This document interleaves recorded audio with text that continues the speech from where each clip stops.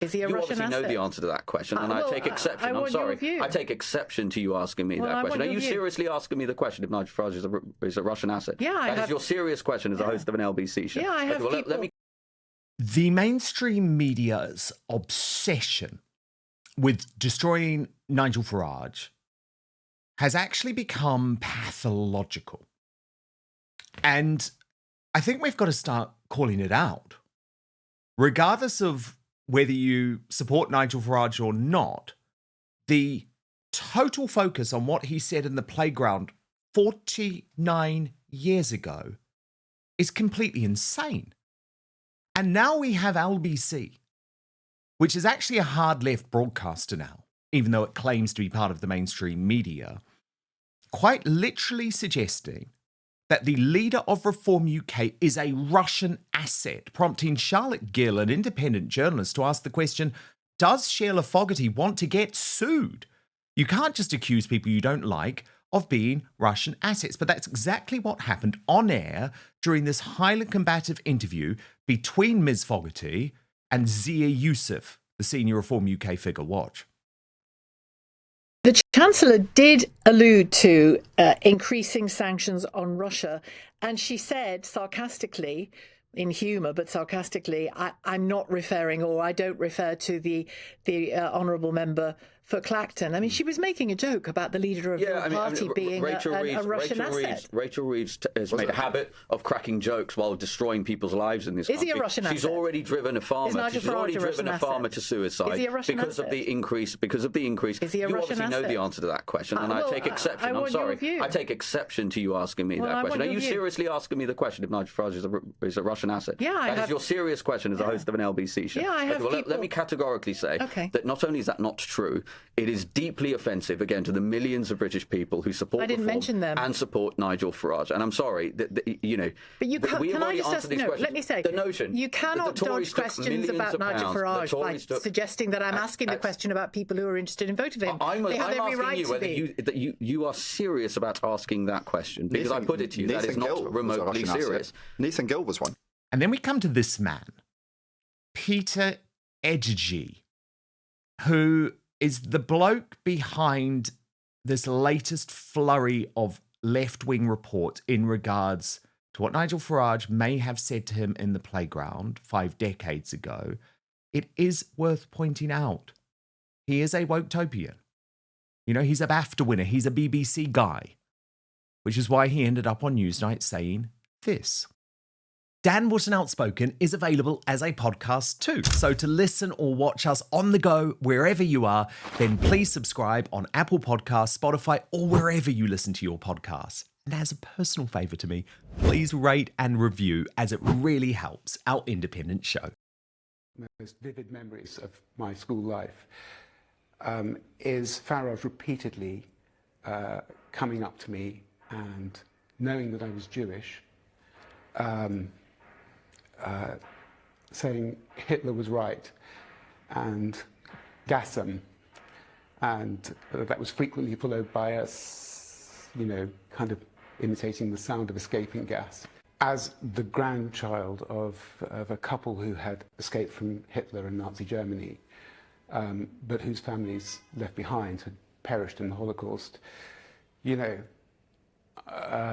this was extremely wounding and upsetting. Are they telling the truth? No, they're not telling the truth. How do you feel watching that? Really angry. Oh yes, you're such a victim, aren't you? You BAFTA winner. You've had such a terrible life because, you know, Farage may have made a joke in the playground. The Reform UK leader has now released an emphatic statement after a bit of a car crash interview on Woke ITV a couple of years ago. I want to take you through it. I can tell you categorically that I did not say the things that have been published in The Guardian, aged 13, nearly 50 years ago. Isn't it interesting? I am probably the most scrutinised figure in British politics, having been in public life for 32 years. Several books and thousands of stories have been written about me. But it is only now that my party is leading in the polls that these allegations come out. I will leave the public to draw their own conclusions about why that might be. We know that The Guardian wants to smear anybody who talks about the immigration issue, but the truth is that I have done more in my career to defeat extremism and far-right politics than anybody else in the UK, from my time fighting the BNP right up to today. Many of those making these statements just happen to be political opponents. One, for example, is the current chair of the Salisbury Lib Dems. This is not the first time the desperate establishment has come after me, and it will not be the last. So again, I can categorically say that the stories being told about me from 50 years ago are not true. To my superstar panel, Dr. David Starkey and Lois Perry. Now, Lois, you are obviously close ally and friend of Nigel Farage. This does seem to have got to him this week, Lois. I was quite surprised by the interview on Woke ITV, where he was flailing a bit. What's going on with Nigel and these allegations? Well, I'd just like to say that if Nigel is a Putin fanatic and rampant anti-Semite, he must be the worst one ever, because he's just appointed Alan Mendoza, who's a very prominent member of the Jewish community, and is not known of being overly critical of, overly supportive of Putin as his chief advisor on global affairs. So any accusations of anti-Semitism or being madly in love or in bed with President Putin will come as a massive shock to Dr. Mendoza, and indeed to all of the very senior Jewish reformers, both in HQ and in the country at large. The interview was pretty nasty. I actually quite upset watching that interview. Who on earth would like to be quizzed about things that they may or may not have said when they were a kid? I certainly wouldn't. I wouldn't want things that I can't remember things that I've said, but I do know this. I know that Nigel always comes back stronger from these things. The support has been extraordinary from the Jewish community towards Nigel. A lot of whom see him as literally their only hope. The amount of people I have within the community saying if Nigel Farage does not win the next election, they're off. They're going to Israel. That's how serious they feel the situation is. So far from being this massive anti-Semite, he's being seen as a lot of Jewish English people's only hope. Dr. David Starkey, can I just ask you about this on more of a macro level? Like, does it matter when we're electing a prime minister what someone said in the school playground 5 decades ago? Because the left are absolutely convinced that it does, that it's very important, that this is in some way a window into Nigel Farage's soul. But first, by the age of 50, we've likely lost half our collagen, opening the door to aching joints, brittle bones, and tired-looking skin that ages you before your time. But there's hope. Native Path collagen peptides are helping millions refill that gap. And here's what sets Native Path apart. Just one clean ingredient. Third-party tested for heavy metals and purity. No fillers, no junk, over 5 million jars sold, and 8,000 five-star reviews. I think that says it works, right? Native Path customers are reporting stronger, more flexible joints, finally moving without pain, smoother, more youthful skin that turns back the clock, and thicker, fuller hair in as little as 14 days. Imagine waking up feeling like yourself again, active, confident, and pain-free. Right now, visit trynativepath.com/outspoken for a special bundle deal at a fraction of the retail price, backed by a risk-free 365-day guarantee. We have a food industry that knows nothing about health and a health industry that knows nothing about food, right? And once you really understand that, you can see why we're in the problems that we are. We watch TV and they're feeding us all these foods that are refined and processed and get us sick. And the next commercial is a commercial about a pill that we're supposed to take. The forefront of what we do here at Native Path is we try to get people off the path of what most people are doing is eating that stuff and taking those pills and get them on the path to eating, moving, and living in harmony with their biology. Collagen is, in my opinion, it's the one thing that if you take it, everything else starts to get easier or unnecessary because it's so foundational in the structure of your body. We're deficient in this very important protein that our ancestors got plenty of. So it's a big part of what I say is important when we're aging. You have to have this as part of your diet. But act now, supply is tight and demand is soaring. This deal won't last long. Don't let another day go by feeling older than you look. Visit trynativepath.com/outspoken today, or just click on the link below this video in the description box. But now, back to the show. And what of course we've got, isn't it? We have offence excavation, offence archaeology. Yes. In which you go back into people's lives and 10, 15, 20, 30 years ago, you dig up a tiny little bit of dirt. And there's a famous story of the gourmet in a restaurant who found a mouse in his soup and started waving it around. And the waiter came up in a state of terrible agitation and says, "Please, sir, don't wave it around. You're such a distinguished gourmet. Everybody else will want one too." You know, and there is this preposterousness of offence archaeology. On the other hand, Dan, people's pasts are important. We don't slough them off like a snake.